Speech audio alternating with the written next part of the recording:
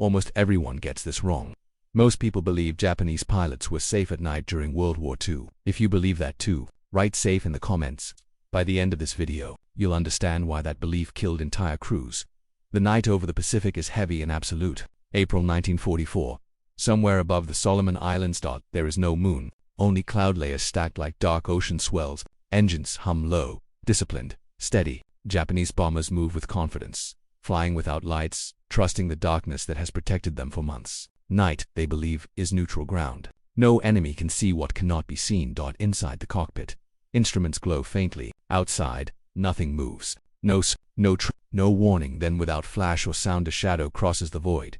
A shape appears where nothing should exist. Too close, too precise. Guns open briefly. The encounter lasts seconds. A Japanese aircraft falls away into blackness, its crew never seeing what found them. On distant islands below, radar operators sit motionless, eyes fixed on green screens. They are not looking at the sky. They are watching it unfold electronically, second by second.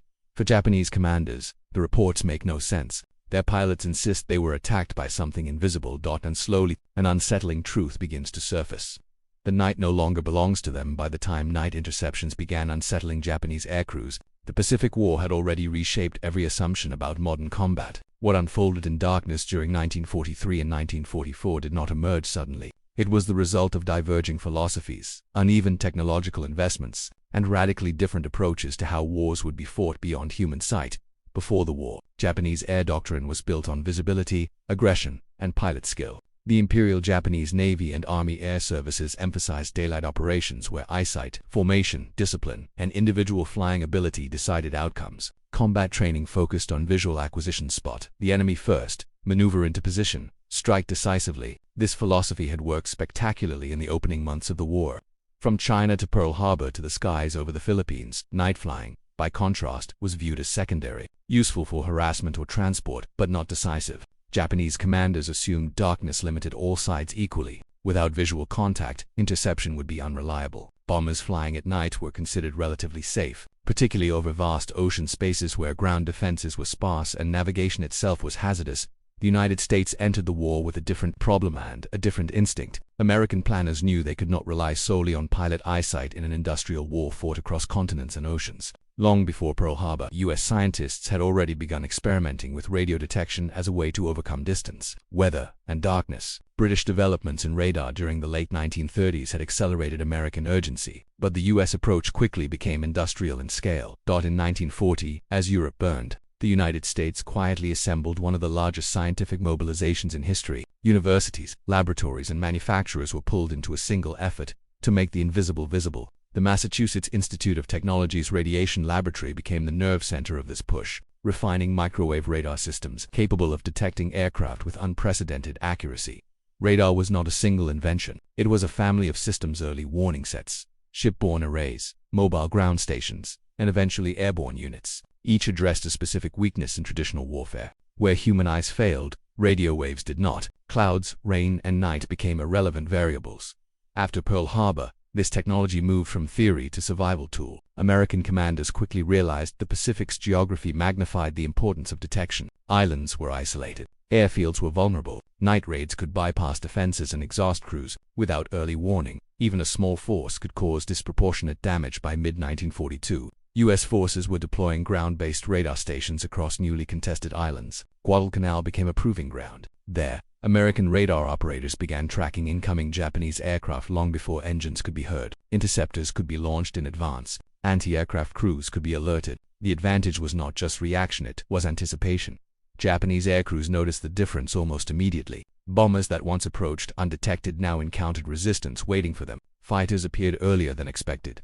The margin of surprise began to shrink. Still, Japanese commanders believed this was a temporary imbalance. Radar, they assumed, was easily fooled, useful only in limited conditions. Darkness, they believed, would always remain an equalizer. They did not yet understand that radar was no longer just a warning tool. It was becoming a weapon, and as the technology matured, it would soon leave the ground and enter the cockpit itself. As radar spread across the Pacific, its role began to change. What started as a static warning system slowly evolved into something far more dynamic, an instrument that could shape the battle in real time. The transformation was quiet, technical, and largely invisible to those on the receiving end. By late 1942, American forces were no longer satisfied with knowing that enemy aircraft were coming. They wanted to know where, how high, and how fast. Ground-based radar stations on islands such as Guadalcanal, Bougainville, and New Georgia began feeding precise data to command posts. From there, controllers relayed instructions to pilots already airborne, guiding them toward targets they could not yet see. This method of controlled interception changed the geometry of air combat. Instead of wide fuel-draining patrols, American fighters could be vectored directly into an interception path. The sky became mapped space. Darkness lost its anonymity. For Japanese pilots, the experience was deeply unsettling. Night bombing missions had relied on the assumption that American fighters would be blind until visual contact. Instead, interceptors began arriving at exactly the right altitude and bearing, often emerging from cloud layers or darkness with unnerving precision. Many Japanese after-action reports described attacks that seemed to come from nowhere. Initially, Japanese commanders attributed these encounters to coincidence or improved American vigilance. Radar, they believed, could not guide fighters accurately enough in three-dimensional space, especially at night. The technology, in their assessment, lacked the precision required for true interception. What they did not yet know was that American radar was moving again, this time into the air. The challenge facing U.S. engineers was formidable. Early radar systems were heavy, fragile, and power-hungry. Installing them aboard aircraft required miniaturization, stabilization, and new display systems pilots could interpret under combat stress. Yet the urgency of war collapsed development timelines that might otherwise have taken decades. By 1943, airborne interception radar was no longer American night fighters and modified patrol aircraft began flying with radar operators seated behind pilots, scanning small cathode screens for blips representing enemy aircraft. The concept was revolutionary. A fighter no longer needed to see its opponent to destroy it. This capability reached the Pacific as Japanese forces increased their reliance on nocturnal operations. Harassment raids, night bombing, and reconnaissance flights were intended to exploit American fatigue and limited night fighting experience. Instead, they encountered a system designed specifically to counter them. The arrival of purpose-built American night fighters marked a turning point. Aircraft like the P-70, an early adaptation, and later, more advanced designs carried radar sets capable of detecting targets miles away in complete darkness. Paired with ground controllers, these fighters operated within a layered detection network: radar on the ground, radar in the air, and pilots trained to trust instruments over instinct. Japanese air doctrine struggled to adapt. Few aircraft carried on board radar. Communication between ground observers and pilots remained limited. Most critically, training emphasized visual engagement and individual initiative, not instrument-guided interception. As losses mounted, Japanese commanders were forced to confront a reality they had long dismissed. The Americans were no longer fighting the night, they were commanding it. This realization set the stage for deeper contrasts between men and machines, doctrine and innovation, confidence and surprise that would define the next phase of the air war. The first angle through which this transformation must be understood is human, not in ideology or propaganda, but in experience, what it felt like to fly when vision was no longer the primary sense. For American pilots assigned to night interception, the cockpit became a place of trust in machines rather than instincts. Visibility was often zero. Clouds erased horizons. The ocean below offered no reference points. Instead, pilots learned to fly by instruments, listening to calm, precise instructions from ground controllers or radar operators seated just behind them. Bearings, altitudes, closing speeds. The enemy existed first as a moving dot on a screen. This demanded a different kind of discipline. American training emphasized crew coordination. The pilot flew the aircraft. The radar operator flew the interception. Each depended entirely on the other. When the radar operator said target dead ahead, the pilot did not question it. He adjusted course, trusting unseen guidance. Technologically, this was a profound shift. Airborne radar sets such as the SCR-540 and -720 Seychelles rupees were marvels of wartime engineering. Operating on microwave frequencies, they could detect enemy aircraft several miles away, even against ground clutter or weather interference. Their displays were crude by modern standards, green blips on dark screens, but in trained hands, they transformed the night sky into navigable terrain. The tactical implications were immediate. Instead of searching blindly, American night fighters flew interception boxes defined by radar coverage. Ground stations tracked enemy formations from long range, handing off targets to airborne fighters with precise vectors. This layered system reduced guesswork. It conserved fuel. It maximized surprise. For Japanese pilots, the contrast was stark. Their training had emphasized self-reliance and visual mastery. Night flying was physically demanding, mentally exhausting, and inherently risky. Without radar, interception relied on moonlight, flares, or searchlight stools that often revealed the interceptor as much as the target. When Japanese aircraft were attacked at night by unseen fighters, the psychological impact was severe. Survivors reported sudden trace of fire from darkness, attacks delivered with surgical timing, and enemy aircraft disappearing immediately after firing. There was no prolonged dogfight, no visual contest, only sudden destruction. Tactically, Japanese forces attempted to adapt. Some units experimented with flying lower or higher, others adjusted routes or timings. But without an equivalent detection system, these measures were reactive rather than preventative. What American radar accomplished was not merely detection, it imposed structure on chaos. It reduced the role of chance. It replaced individual eyesight with collective awareness. This imbalance between those who could see without looking and those who could only react set the conditions for a deeper shock, one that extended beyond pilots and into the minds of commanders responsible for explaining losses they could not see. The second set of angles emerges not from the cockpit, but from command rooms where reports arrived, stripped of clarity and heavy with implication. For Japanese commanders, the growing pattern of night losses was deeply troubling precisely because it defied established explanations. Operational doctrine within the Imperial Japanese services had long treated technology as subordinate to spirit and training. Machines were important, but they were not decisive. Victory, in this view, came from superior will, aggressive action, and mastery of fundamentals. Radar, when discussed, was seen as an auxiliary aid useful perhaps for coastal defense, but incapable of determining air combat outcomes on its own. As night losses increased, this belief system was tested. Pilots returned shaken, describing attacks that occurred without warning, without searchlights, without visible enemy aircraft until the moment of fire. Some described American fighters appearing at exactly the right altitude, as if guided. Others insisted the enemy seemed to know their routes in advance. Commanders initially attributed these accounts to fatigue or exaggeration. Night missions were stressful. Errors were expected. It was easier to believe crews had been unlucky than to accept that the enemy possessed a fundamentally new capability. Yet the reports kept coming. Aircraft disappeared from radarless night missions. Bombers failed to return. Escort fighters never engaged an enemy they could see. Damage patterns on surviving aircraft suggested short, accurate firing passes, hallmarks of radar-directed interception rather than random encounter. Attempts were made to counter the threat. Japanese units experimented with radio silence, altered flight paths, and staggered altitudes. None addressed the core problem. The enemy was detecting them long before they detected the enemy. Without onboard radar or an integrated ground control system, Japanese defenses were blind beyond visual range.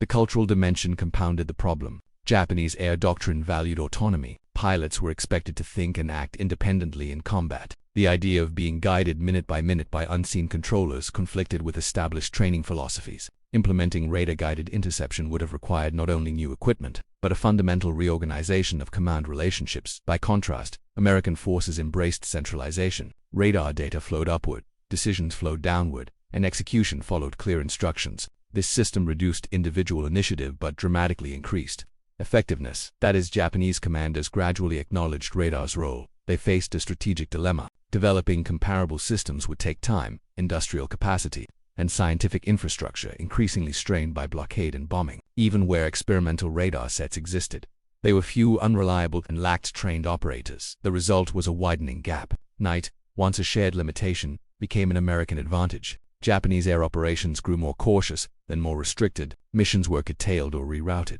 The initiative shifted. What had begun as isolated, confusing losses was now understood as a systemic threat, one that would soon culminate in a decisive confrontation, where invisibility itself became the weapon.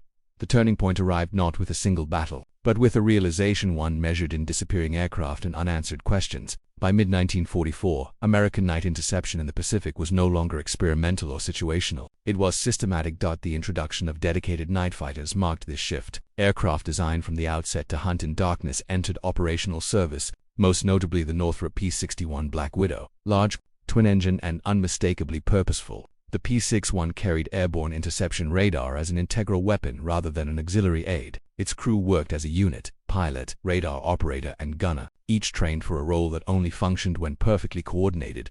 Operating from forward island airstrips, P-61 units integrated seamlessly into existing radar networks. Ground stations detected incoming Japanese aircraft at long range. Controllers calculated intercept courses. Fighters were launched already knowing where the enemy would be, not where they had been. The effect on Japanese night operations was immediate and severe. Bombers approaching. American-held islands found fighters waiting at altitude, engines throttled back, lights off. Radar operators tracked targets silently. guiding pilots into firing position from behind or below angles that maximized surprise and minimized exposure. Engagements were brief, often over in seconds. The enemy aircraft rarely saw their attacker. Japanese aircrews began referring to American night fighters as ghosts. Reports described aircraft that struck without warning and vanished just as suddenly. There were no flares, no dogfights, only precision. One by one, the assumptions underpinning Japanese night doctrine collapsed. Darkness no longer reduced American effectiveness. It enhanced it. The more Japanese forces relied on the night, the more predictable and vulnerable they became. Command-level intelligence confirmed the pattern. Losses clustered along radar coverage zones. Aircraft disappeared at consistent altitudes and timings. Survivors' accounts aligned too closely to dismiss. The Americans solved night combat, and they were no longer improvising. They were enforcing control. This realization set the stage for the most difficult moment Japanese commanders would face, not in the air, but in acknowledging that the balance of initiative had irreversibly shifted. By late 1944, the evidence confronting Japanese command was no longer ambiguous. Night operations, once viewed as a refuge from American air superiority, had become a liability. The losses were measurable, the patterns unmistakable, and the cause, though difficult to accept, was increasingly clear. American radar-directed night fighters were not merely intercepting Japanese aircraft. They were denying the Japanese the operational freedom to move, resupply, and strike under cover of darkness. Night bombing missions that had once disrupted American positions were now cancelled or curtailed. Reconnaissance flights were reduced. The night sky, long considered neutral, was effectively contested and increasingly controlled by the United States. In operational headquarters, Japanese staff officers attempted to respond. Some proposed dispersing flights into smaller units. Others suggested flying at extreme altitudes or hugging terrain. A few advocated accelerated radar development programs. None offered an immediate solution. The industrial and scientific infrastructure required to match American radar integration simply did not exist at the necessary scale. Meanwhile, American night fighter units refined their methods. Crews developed standardized interception procedures. Radar operators learned to distinguish single aircraft from formations, to predict evasive maneuvers, to guide pilots into firing positions with minimal exposure. Coordination between ground control and airborne units tightened. Mistakes became rare. Japanese pilots entering contested airspace increasingly did so with the expectation of unseen opposition. Confidence eroded. Missions once flown aggressively became cautious. Pilots focused on survival rather than effectiveness. This psychological shift mattered. Air warfare depended not only on machines, but on belief in doctrine, in protection, in advantage. Strategically, the impact extended beyond individual losses. The inability to operate safely at night constrained Japanese options across the Pacific. Supply flights to isolated garrisons became riskier. Night harassment raids lost their effectiveness. American forces gained freedom to build, repair, and reorganize with reduced disruption. What had begun as a technical advantage matured into operational dominance. For Japanese commanders, the conclusion was unavoidable. Radar had not simply improved American capabilities. It had redefined the battlefield. The night, once an equalizer, had been claimed. The war in the air was no longer about who could see first. It was about who could see without being seen.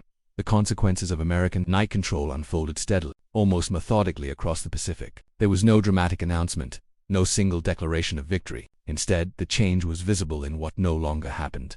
Night raids diminished. Harassment bombing declined. Reconnaissance flights grew sporadic. Japanese air activity, once persistent after sunset, became hesitant and fragmented. The cost of operating in darkness had become too high, and the returns to uncertain. American after-action reports reflected this shift with restrained precision. Radar logs documented interceptions conducted entirely without visual contact until the final moments. Mission summaries noted aircraft destroyed at altitudes and distances that would have been impossible to achieve by eyesight alone. Night fighter units reported increasing success rates with decreasing losses. The psychological effect was as important as the material one. American ground crews, once forced to endure sleepless nights under the threat of bombing, found themselves operating with greater confidence. Airfields functioned longer. Repair work continued uninterrupted. The night, which had once belonged to anxiety and alertness, became quieter. For Japanese aircrews, the experience was inverted. Pilots described a sense of exposure, of being observed without being able to respond. Darkness no longer provided concealment. It magnified vulnerability. Every engine sound, every course adjustment, felt potentially detectable. Operational statistics confirmed the trend. Japanese losses during night operations increased disproportionately compared to daytime missions. Aircraft and crews that had once survived by avoiding daylight combat now faced destruction in conditions they believed were safe. Command assessments reflected growing concern. Internal reports acknowledged the effectiveness of American radar-guided interception. though often in technical language that softened the strategic implications. The reality, however, was unavoidable. Night no longer neutralized American advantages, it amplified them. As this understanding settled in, Japanese air strategy contracted. Resources were redirected toward defensive measures. Offensive night operations were scaled back or abandoned entirely in some theaters. The initiative, once shared, now belonged almost exclusively to the United States. This shift did not end the air war, but it reshaped it quietly, persistently, and decisively, setting the conditions for the final phase of aerial dominance that would carry the conflict toward its conclusion. That's night operations receded from Japanese planning. The broader implications of radar dominance became clear. What had initially served as a countermeasure evolved into a foundation for modern air warfare. The Pacific theater had become a proving ground for a new way of fighting, one where information outweighed visibility, and coordination outweighed individual perception. American commanders recognized the significance of what had been achieved. Radar-guided interception was not confined to the Pacific. Lessons learned in island campaigns informed air defense strategies elsewhere, shaping approaches to bomber protection, coastal defense, and fleet security. Night fighters, once a specialized tool, became integral components of air forces. Japanese post-war analyses would later acknowledge this imbalance. Reports written after the conflict cited radar as a decisive factor that could not be overcome through tactics alone. Without comparable detection networks, even skilled pilots were reduced to reacting rather than acting. The technological gap proved as decisive as numerical or industrial disparities. For the United States, the experience reinforced a core wartime lesson. Innovation, when paired with organization and training, could transform uncertainty into advantage. Radar was not effective in isolation. It required operators, analysts, pilots, and commanders working as a single system. When that system functioned, it reshaped the environment itself. By the final year of the war, American forces moved through the night with confidence. Aircraft launched, landed, and intercepted under conditions that would have paralyzed earlier generations of aviators. Darkness no longer defined limits, it defined opportunity. The Pacific skies grew quieter, not because the war had ended, but because one side had learned to control what the other could not perceive. The transition was subtle, almost invisible, but irreversible. This legacy extended beyond World War II. Radar, refined under combat pressure, became central to Cold War defense networks and modern aviation. The lessons learned in the darkness over the Pacific echoed into a future where wars would increasingly be decided long before opposing forces ever saw one another. And in that quiet transformation, the meaning of night itself had changed. World War II is often remembered through images of daylight armadas crossing open seas, bombers filling the sky, tanks advancing across visible ground. Yet some of its most consequential changes occurred where there were no images at all, only signals moving silently through darkness. The struggle for the night over the Pacific was not won by a single aircraft or a single battle. It was won by a decision to trust instruments over instinct, coordination over individuality, and preparation over assumption. Radar did not replace courage. It reshaped how courage was applied. For Japanese air forces, the night had once represented balance, a space where skill and experience could offset material disadvantage. When that balance disappeared, so did a vital layer of protection. Darkness no longer concealed weakness, it exposed it. For the United States, radar became a force multiplier, not because it was advanced, but because it was integrated. Scientists, operators, pilots, and commanders formed a continuous chain of awareness. Each link mattered. When it held, the battlefield itself became predictable. The night skies over the Pacific grew quieter as the war moved toward its end, not because the danger had passed, but because one side had learned how to see without being seen. That lesson would endure long after the war's final sorties, shaping air defense, aviation, and warfare itself. In the end, the night was not conquered by fire or noise, it was conquered by knowledge.